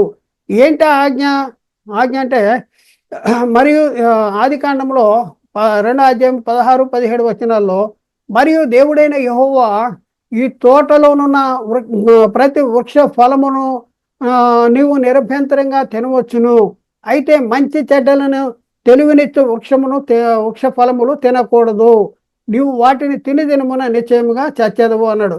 ఈ చచ్చెదవు అనేది శరీరానికి సంబంధించిన అది కాదు. తిన్నాడు, ఆ రోజే సావలేదు కదా శరీరకంగా, కానీ చచ్చాడు. ఎలా చచ్చాడు? దేవుడే ఉన్న ఆత్మకు తానే ఉన్న ఆత్మకు మధ్యలో ఎడబాటు కలిగింది. ఈ ఆజ్ఞ ఎవరికి ఇవ్వబడింది? దేవుడు ఈ ఆజ్ఞను ఎవరికి ఇచ్చాడు? శరీరానికి ఇచ్చాడా, ఆత్మకి ఇచ్చాడా? చాలా మంది అనుకుంటున్నారు శరీరానికి ఇచ్చాడు అనుకుంటున్నారు. శరీరానికి కాదు, ఈ ఆత్మను ఈ ఆజ్ఞను ఆత్మకే ఇచ్చాడు. ఇచ్చిన ఆజ్ఞను ఎక్కడ పెట్టుకోవాలి? హృదయంలో పెట్టుకోవాలి. ఇచ్చిన ఆజ్ఞ ఇచ్చినా కూడా ఆదాము అనే ఆత్మ మీద పాపము ఆరోపించబడలేదు. ఆజ్ఞ ఇచ్చాడు, కానీ ఆజ్ఞ అతిక్రమించేంత వరకు కూడా ఆదాము అనే ఆత్మ మీద పాపము ఆరోపించబడలేదు. మీరు ఎప్పుడు ఆరోపించబడింది? ఎప్పుడైతే దేవుడిచ్చిన ఆజ్ఞను అతిక్రమించాడో అప్పుడు ఆత్మ మీద పాపము ఆరోపించబడింది. పాపము ఆరోపించబడింది దేని మీద? శరీరం మీద, ఆత్మ మీద. ఇది మనం ఒకసారి ఆలోచించాలి. ఆత్మ మీద పాపము ఆరోపించబడింది. ఎందుకు ఆరోపించబడింది? ఎవరిని నడిపించాలి? ఒకసారి ఆలోచించండి. ఎవరిని నడిపించాలి? ఎవరికి పని చేయాలి? శరీరాన్ని ఆత్మ నడిపించాలా? ఆత్మని శరీరం నడిపించాలా? ఎవరెవరికి పని చేయాలి? శరీరం ఆత్మ కోసం పని చేయాలా? ఆత్మ శరీరం కోసం పని చేయాలా? నేను నా ఆత్మను, నా ఆత్మకు ఎందుకు శరీరాన్ని ఇచ్చాడు? ఎందుకు శరీరాన్ని ఇచ్చాడు? దేవుని చిత్తాన్ని జరిగించటానికి ఇచ్చాడు, దేవుని ఇష్టాన్ని నెరవేర్చడానికి ఇచ్చాడు. శరీరాన్ని వాడుకుని శరీరాన్ని వాడుకుని శరీరాన్ని కమాండ్ చేస్తూ ఈ శరీరాన్ని స్వాధీనపరుచుకుంటూ దేవుని చిత్తాన్ని జరిగించాలి. అందుకనే యేసుక్రీస్తు ఏమన్నాడు? ఈ లోకంలో శరీరధారిగా ఉన్న దినాల్లో యేసుక్రీస్తు ఏమన్నాడు? హెబ్రీ పత్రిక 10వ అధ్యాయంలో 5, 6, 7 వచనాల్లో అక్కడ, కాబట్టి ఆయన ఈ లోకం ముందు ప్రవేశించినప్పుడు ఇలాగ చెప్పుతున్నాడు, బలియు అర్పణయు నీవు కోరలేదు కానీ నాకు ఒక శరీరాన్ని అమర్చితివి, నాకు ఒక శరీరాన్ని అమర్చితివి అని చెప్పుకుంటా అంటాడు. పూర్ణ హోమములను పాప పరిహారార్థ బలులను నీకు ఇష్టమైనవి కాదు అనేసి 7వ వచనంలో, అప్పుడు నేను గ్రంథపు చుట్టలో నన్ను గూర్చి వ్రాయబడిన ప్రకారము దేవా నీ చిత్తమును నెరవేర్చుటకు ఇదిగో వచ్చి ఉన్నానంటిని. నీ చిత్తాన్ని నెరవేర్చడానికి, శరీరాన్ని ఎవరి చిత్తాన్ని నెరవేర్చడానికి యేసుక్రీస్తు మరి సెలువులో బలిగాను అర్పణగాను అర్పించుకున్నాడు దేవునికి. దేవుని చిత్తాన్ని నెరవేర్చడానికి. అపోస్తులైన పౌలు కూడా మాట అంటున్నాడు. ఏమంటున్నాడు చూద్దాం. ఫిలిప్పీ పత్రిక 1వ అధ్యాయము 21, 22, 23, 24 వచనాల్లో వరుసలో చదువుతాం. పౌలు అంటాడు, నా మట్టుకైతే బ్రతుకుట క్రీస్తే, చావైతే లాభము. నా మట్టుకైతే బ్రతుకుటికి ఇస్తే, చావైతే లాభము. అయినను నేను శరీరమందు జీవించుటే నాకున్న పనికి ఫలసాధకమైన ఎడ్ల నేనేమి కోరుకుందునో నాకు తోచట్లేదు అంటాడు. శరీరమందు జీవించుటే నాకున్న పనికి ఫలసాధకమైతే నేనేమి కోరుకుంటానో నాకు తోచట్లేదు అంటాడు. 23వ వచనం, ఈ రెండింటి మధ్య ఇరుకును పడి ఉన్నాను, నేను వెడలిపోయి క్రీస్తు కూడా ఉండవలన నాకు ఆశ ఉన్నది, అది నాకు మరి మేలు. ఆయనను నేను శరీరం ముందు నిలిచిట మిమ్మును బట్టి మరీ అవసరమే ఉన్నది అంటాడు. నేను వెడలిపోయి ఈ క్రీస్తు కూడా ఉండాలి అంటాడు. ఎవరి కోసం అంట? బ్రతుకుడు క్రీస్తు, చావైతే లాభము అని అంటాడు. ప్రియులారా, ఒకసారి ఆలోచించండి. దేవుడు మీకు శరీరాన్ని ఎందుకు ఇచ్చాడు? మిమ్మల్ని సూటి ప్రశ్న వేస్తున్నాం. మీకెందుకు ఇచ్చాడు శరీరాన్ని? ఆదాము అనే ఆత్మకు శరీరాన్ని ఎందుకు ఇచ్చాడు? ఈ శరీరంతో ఎవరు పని చేయాలి? ఈ శరీరము కోరికల్ని తీర్చడానిక మనం ఉన్నది? ఒకసారి ఆలోచించండి. మనము శరీరానికి రుణస్థులమా? కాదు కదా, కాదు. మరి ఆ ఆత్మ మీద పాపం ఎప్పుడు ఆరోపించబడుతుంది? చెప్పండి. ఆత్మ మీద పాపం ఎప్పుడు ఆరోపించబడుతుంది అంటే, ఆత్మ శరీరాన్ని దేవుని చిత్తానుసారంగా నడిపించలేకపోతే, ఈ ఆత్మ ఈ శరీరాన్ని దేవుని చిత్తానుసారంగా నడిపించలేకపోతే ఆత్మకు పాపము అనేది ఆరోపించబడుద్ది. మరి ఆదాము ఆజ్ఞను అతిక్రమించక మునుపు ఆదాము కలిగి ఉన్న శరీరంలో పాప స్వభావము కలిగి ఉన్న శరీరమే. ఆదాము ఆజ్ఞను అతిక్రమించ మునుపు ఆదాము కలిగి ఉన్న శరీరము పాప స్వభావము కలిగి ఉన్న శరీరమే అనే దాని గురించి మనం చూద్దాం. అయితే మన వాళ్ళు తత్తర బిత్తర బోధ చేస్తున్నటువంటి పరిస్థితి మనం చూస్తాం. సాతాను గాడంట ఆదాము శరీరంలోనికి ఇంజెక్ట్ చేశాడంట. ఆదాము శరీరంలోని పాపాన్ని ఇంజెక్ట్ చేశాడంట, అంటే ప్రవేశపెట్టాడు. అప్పటి నుంచి కూడా అందరూ కూడా ఆదాము పాప అయిపోయాడు, అందరూ కూడా పాపులుగానే పుడుతున్నారు. అంటే పుట్టుకతో పాపులు అయిపోతున్నారంట. ఆత్మ మీద పాపం ఎప్పుడు ఆరోపించబడుద్ది? ఆత్మకు ధరింపజేసినటువంటి శరీరము తప్పు చేస్తే ఆత్మ మీద పాపం ఆరోపించబడుద్ది. ఆదాము అనే ఆత్మ పాప స్వభావము గల శరీరాన్ని ధరింపజేసినా కూడా ఆదాము అనే ఆత్మకు పాపం అనేది ఆరోపించబడలేదు. ఎప్పుడైతే ఆజ్ఞను అతిక్రమించాడో, ఎప్పుడైతే దేవుని చేయమన్న పని చేయలేదో, ఎప్పుడైతే దేవుని చిత్తానికి వ్యతిరేకమైనటువంటి పని జరిగించాడో, అప్పుడు ఆత్మ మీద పాపం అనేది ఆరోపించబడటం అనేది జరిగింది. శరీరము ఆత్మ చెప్పు చేతల్లో నడవాలంటే శరీరానికి ఏం కావాలి? శరీరము ఆత్మ చెప్పు చేతల్లో నడవాలంటే శరీరానికి ఏం కావాలి? ఒకసారి ఆలోచించండి. ఎవరిని నడిపిస్తున్నారు? శరీరము ఆత్మను నడిపిస్తుందా? ఆత్మ శరీరాన్ని నడిపిస్తుందా? ఒకసారి ఆలోచించండి. మనం గుర్రం ఎక్కాం అనుకోండి, ఎగ్జాంపుల్గా మనం గుర్రం ఎక్కాం. మరి గుర్రాన్ని మనం నడిపించాలా? మన గుర్రం నడిపిస్తుందా? ఒకసారి ఆలోచించండి. అయితే ఇక్కడ మనం చూస్తే గుర్రం మీద కూర్చున్నప్పుడు, గుర్రం మీద వెళ్ళేటప్పుడు మరి ఈ గుర్రము మన చెప్పు చేతల్లో ఉండాలంటే గుర్రానికి ఏం చేస్తాం? మొట్టమొదట కళ్ళెం కడతాం, రెండోది గంతలు వేస్తాం. గంతలు వేస్తాం ఎందుకు అంటే గంతలు అయిపోతే ఏం చేస్తుంది? దేని పడితే దాన్ని ఎటు పడితే అటు పక్క చూపులు చూసేటటువంటి పరిస్థితి ఉంది. అయితే ప్రియులరా, మరి ఇప్పుడున్న పరిస్థితుల్లో ఆత్మచేత ఏం చేయాలి? శరీర క్రియల్ని చంపాలి. ఆత్మచేత శరీరం మనం ఏం చేయాలి? శరీరాన్ని కమాండ్ చేయాలి. నోర్మల్ పద ఎల్లు, వాక్యం చెప్పు, పద ఎల్లు, పండుగ నిద్ర వస్తుందంటే చదువు, బైబిల్ చదువు, ప్రార్థన చేయి, వాక్యం చెప్పు అనేది కమాండ్ చేయవలసినటువంటి అవసరం ఉంది. ప్రార్థనకి వెళ్ళాలి అంటే ఆత్మ అంటుంది, ఇక్కడ ఆఖరి రోజు చికెన్ పెడతారు, ఇక్కడికి వెళ్దాం అని అంటుంది. మీరు ఏ పని చేయాలి చెప్పండి? శరీరం మన మోసం చేస్తుంది.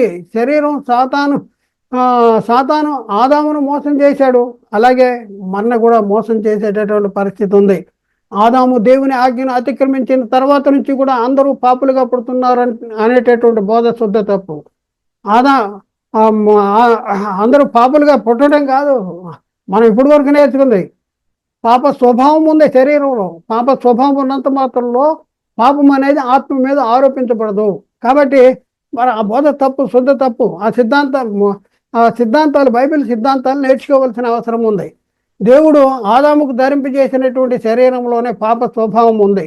మీరందరూ నేర్చుకోవాలి, తప్పనిసరిగా నేర్చుకోవాలి. జన్మ పాపము ఉన్నది అనేవాళ్ళు నేర్చుకోవాలి, మనిషి జన్మతః పాపి కాదు అనేవాళ్ళు కూడా నేర్చుకోవాలి. ప్రియులైన ఒకసారి ఆదాము దగ్గర ఆగిపోవద్దు, ముందుకు వెళ్ళండి.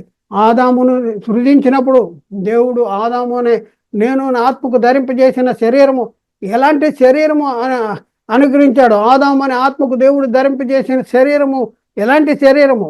ఈ శరీరం ప్రకృతిని తీయబడింది, ప్రకృతిని మట్టి నుండి తీయబడింది, ప్రకృతి నుండి తీయబడింది. ఈ శరీరంలోనే ఒక స్వభావం ఉంది. ఆదాముకు ధరింపజేసిన శరీరంలోనే పాప స్వభావం ఉంది. జాగ్రత్తగా నేర్చుకోవాలి. ఇది సిద్ధాంతం. ఈ సిద్ధాంతం రాకపోతే, నాకు చాలా ఉంది, నేను 100 సార్లు చదువుతున్నా, 1000 సార్లు చదువుతున్నా అంటే ఈ సిద్ధాంతం రాకపోతే మీరేం చేయలేరు. ఎందుకంటే ఆజ్ఞాతిక్రమణ పాపం అంటే పాపంలో వచ్చి జీతం అంటే, ఆజ్ఞాతిక్రమణ పాపం అంటే పాపం చేయకపోయినా పాపం అయిపోతున్నారు. ఆదాము పుట్టిన పిల్లలందరూ పాపులు. ఆదాము తప్పు చేశాడు కనుక ఆదాము చేసిన పాపమే మనకు వచ్చేస్తుంది అని చెప్పే బోధ సాతాను బోధ. ఆదాము చేసిన పాపమే నీ మీద రావట్లేదు. అందరూ పాపము చేసి దేవుడు అనుగ్రహించి మహిమను పొందలేకపోతున్నారు. కాబట్టి ప్రియులారా, మనం చేసిన అతిక్రమం, మన శరీరంతో చేసిన అతిక్రమంకి ఫలితము మన ఆత్మ మీద పాపము ఆరోపించబడింది. కాబట్టి జాగ్రత్తగా నేర్చుకోండి. చేత కాకపోతే నేర్చుకుంటానికి ప్రయత్నం చేయండి. మరి అనేక మందిని నరకానికి తీసుకువెళ్ళేటటువంటి పరిస్థితి మాత్రం చేయకండి. బేసిక్ నాలెడ్జ్ కూడా లేని వాళ్ళు పాపము పాపి అనేసి చెబుతూ భ్రష్టత్వములో ఉన్నటువంటి పరిస్థితి మనం చూస్తున్నాం. కాబట్టి దేవుడు ఆదాము అనే ఆత్మకు ఆజ్ఞ ఎందుకు ఇచ్చాడు చెప్పండి? ఎందుకు ఇచ్చాడు? శరీరంలో పాప స్వభావం లేకపోతే దేవుడు ఆదాము అనే ఆత్మకు మరి ఆజ్ఞను ఎందుకు ఇచ్చాడు? ఒకసారి దీనికి సమాధానం చెప్పాలి. పాపము యొక్క ఉనికి ఎప్పుడు, ఎక్కడ, దాని ప్రారంభం ఏంటి? దేవుడు ఆదాముకు ధరింపజేసిన శరీరంలోనే పాప స్వభావం ఉంది. శరీరంలో పాప స్వభావం ఉన్నది గనక దేవుడు ఏదైనా తోటలో మంచి చెడ్డల తెలివిని నిచ్చు ఫలవృక్షాలని పెట్టాడు. దేవుడు ఆదామునకు ధరింపజేసిన శరీరంలో పాప స్వభావము లేకపోతే ఏదైనా తోటలో మంచి చెడ్డల తెలివినిచ్చు వృక్ష ఫలాన్ని ఎందుకు పెట్టేవాడు చెప్పండి? మీరు చెప్పాలి. స్వభావం ఉంది కనుకనే మంచి చెడ్డల తెలివినిచ్చి వృక్ష ఫలాన్ని పెట్టాడు. అలాగే మనం చూస్తే దేవుడు వాళ్ళకి ఒక ఆజ్ఞ ఇచ్చాడంట. ఆజ్ఞ ఎందుకు ఇచ్చాడు? ఆదాము శరీరంలో పాప స్వభావము లేకపోతే ఆదాము ఎందుకు తప్పు చేశాడు? ఆజ్ఞ ఎందుకు తప్పు చేశాడు? అక్కడ ఫలాన్ని ఎందుకు పెట్టాడు? తోటలో ఎందుకు ఆజ్ఞ ఇచ్చాడు? మరి ఆదాము ఎందుకు తప్పిపోయాడు? నేర్చుకోవాల్సినటువంటి అవసరం ఉంది. అనేక మంది నేను అనే ఆత్మకు పాప స్వభావం లేదు కనుక ప్రియులారా ఒకసారి ఆలోచించండి. నేను అనే ఆత్మకు పాప స్వభావం లేదు. మరి పాప స్వభావము దేనిలో ఉంది అంటే పాప స్వభావము శరీరంలో ఉంది. ఎప్పటి నుంచి ఉంది అంటే దేవుడు ఆదాము అనే ఆత్మకు ధరింపజేసిన శరీరంలోనే పాప స్వభావం ఉంది. పా పాప స్వభావం అనేది ఉంది అనేసి మనం సత్యానికి లోబడదాం. పెద్ద పెద్ద బోధకులు పిలిగంతులు వేసేటటువంటి పరిస్థితి ఉంది. వాళ్ళకి ఎవరో నేర్పించారు పాపం. మరి వాళ్ళ బోధ వింటున్నటువంటి మనము బైబిల్లో చదువుతున్నాం కదా, మనకు అర్థం కావట్లేదా? ఒకసారి ఆలోచించండి, అర్థం చేసుకుంటానికి ప్రయత్నించండి. ఆదాము అనే ఆత్మకు ధరింపజేసిన శరీరంలో పాప స్వభావం ఉంది. అందుకనే పాపము చేశాడు. అందుకనే పాపం చేశాడు. పాప స్వభావం ఉంది కనుకనే పాపము చేశాడు అని మీరు ఎందుకు అర్థం చేసుకోలేకపోతున్నారు? నీకు ఎవరు చెప్పిన బోధ మీ అర్థం కావట్లేదా మీకు? మరి నీకు ఎవరో చెప్పిన బోధ అర్థమవుతుంది, కానీ బైబిల్ చెప్తున్న బోధ అర్థం కావట్లేదా? శరీరము ప్రకృతిని కోరుకుంటుంది. శరీరము ప్రకృతిలో ఉన్న వాటిని కోరుకుంటుంది. ప్రకృతి చేత లోపరచబడుతుంది. ప్రకృతిని శరీరము పాప స్వభావం ఉంది, ప్రకృతి చేత లోపరచబడుతుంది. కాబట్టి ఆలోచించండి, పాప స్వభావం అనేది దేనిలో ఉంది? ఒకసారి ఆలోచించేయండి ప్రియులారా, ఒకసారి ఆలోచించేయండి, అర్థం చేసుకుంటానికి ప్రయత్నం చేయండి. మనిషి ఇద్దరు పురుషుల కలయిక. ఇద్దరు పురుషుల్లో బాహ్య పురుషుడు, ఆంతర్య పురుషుడు. ఆంతర్య పురుషుడు ఎక్కడి నుంచి వచ్చాడంటే దేవుళ్ళలోంచి విడిపోయాడు. దేవుడే ఉండగా దేవుళ్ళలోంచి విడిపోయాడు. దేవుడు తన స్వరూపంలో తన పోలిక చొప్పున నరుని సృజించాడు. స్వరూపం అంటే కాళ్ళు చేతుల ముక్కులు కాదు. దేవుడే ఉన్న ఆత్మ కలిగి ఉన్నటువంటి గుణ లక్షణాలు కలిగిన వాడుగా. దేవుడు పరిశుద్ధుడు, నేను పరిశుద్ధున్నాను, మీరు పరిశుద్ధులే ఉండడు. అలాగే మనం పరిశీలన చేస్తే ప్రియులరా, మరి ఇక్కడ మనం చూస్తే ఆ శరీరము ఎలాంటిది అంటే ప్రకృతి నుండి తీయబడింది, ప్రకృతి చేత లోపరచబడింది, ప్రకృతిని ఆకర్షించుకుంటుంది, ప్రకృతి కావాలని కోరుకుంటుంది. శరీరానికి శరీరం ఆత్మకు విరోధంగా అపేక్ష అనేది ఉంటుంది. ఇది ఒకదానికోటి విరోధంగా అపేక్షిస్తూ ఉంటాయి. కాబట్టి ఆలోచించేయండి, అర్థం చేసుకోండి. ఈ శరీరం పాప స్వభావం కలిగిన శరీరంలో మరి నేను అనే ఆత్మ ఉన్నంత మాత్రంలో పాపము ఆరోపించబడదు. కాబట్టి ఆదాము దేవుడు పాపిగా పుట్టించలేదు. పాప స్వభావాన్ని శరీరాన్ని ఇచ్చినా కూడా పాపి కాదు. ఎప్పుడైతే ఆదాముకి పడిన శరీరమును దేవుని చిత్తానికి వ్యతిరేకంగా కార్యాలు జరిగిందో అప్పుడు మాత్రమే ఆదాము అనే ఆత్మ మీద పాపము ఆరోపించబడింది. ఈ ఫలము తినే దినము నువ్వు నిశ్చయంగా చనిపోతూ ఉంటే అప్పుడు దేవుడే ఉన్న ఆత్మకు మరి ఆదామయ ఉన్న ఆత్మకు మధ్యలో పాపం అనేది ఎడబాటు అనేది జరిగింది. కాబట్టి ఆలోచించండి, ఆలోచించండి. మరి ఎలాంటి పరిస్థితుల్లో ఉన్నాం మనం ఎలాంటి పరిస్థితుల్లో ఉన్నాం? మనం దేన్ని నమ్ముతున్నాం? ఒకసారి ఆలోచించండి. పాపం యొక్క ఉనికి, మరి దాని ప్రారంభము ఎక్కడ, ఎప్పుడు, ఏంటి? అర్థమైంది అనుకుంటున్నా. కాబట్టి సత్యాన్ని గ్రహించండి ప్రియులారా. మరి రాబోయే క్లాసుల్లో మనం ఇంకా అనేకమైనటువంటి అద్భుతమైన సత్యాలు నేర్చుకోవడానికి ప్రయత్నం చేద్దాం. ప్రార్థన చేయండి.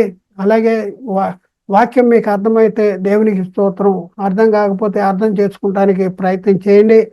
ప్రాముఖ్యంగా మరి సబ్స్క్రైబ్ చేయండి. మరి అలాగే అనేక మందికి షేర్ చేయండి ప్రియులారా. మరి ఈ దేవుని ప్రేమను బట్టి, మరి క్రీస్తు ప్రేమను బట్టి మిమ్మల్ని బ్రతిమలాడుకుంటున్నా. మరి ఆలోచించేయండి, అర్థం చేసుకోండి. దేవుని ప్రేమ మమ్మల్ని బలవంతం చేయడం ద్వారానే ఈ సత్యాన్ని మీ ముందుకు తీసుకురావటానికి మేము ప్రయత్నం చేశాం. అంతేగాని మా యొక్క ఎవరిని కూడా కించపరచడానికి, తప్పు పట్టుకుంటానికి, మరి మీ బోధ తప్పు, మీరు చెప్పేది కరెక్ట్ అని చెప్పడానికి మీ ముందుకు రాలా. మీకు అర్థమైతే అనుసరించండి, అర్థం కాకపోతే మీ ఇష్టం వదిలేయండి. అర్థం కావలేదు అనుకోండి, మీ ఇష్టం వదిలేయండి. మేము అనుసరించమని మేము కోరట్లేదు, తెలియపరచడానికి ఉన్నాం. మీరు అనుసరించాలి అనేది మేము అంటలేదు, మీకు తెలియపరుస్తున్నాం. మీకు అర్థమైతే మీ ఇష్టం, మీరు అనుసరించరా కాబట్టి ఆలోచించండి, అర్థం చేసుకోండి, సత్యాన్ని గ్రహించడానికి ప్రయత్నం చేయండి. దేవుడు మాట్లాడిన ప్రతి మాట ప్రతి ఒక్క హృదయంలో నీరు గట్టి ఫలింపు చేయనుగాక. ఆమేన్. అందరికీ వందనాలు, దేవునికి స్తోత్రాలు.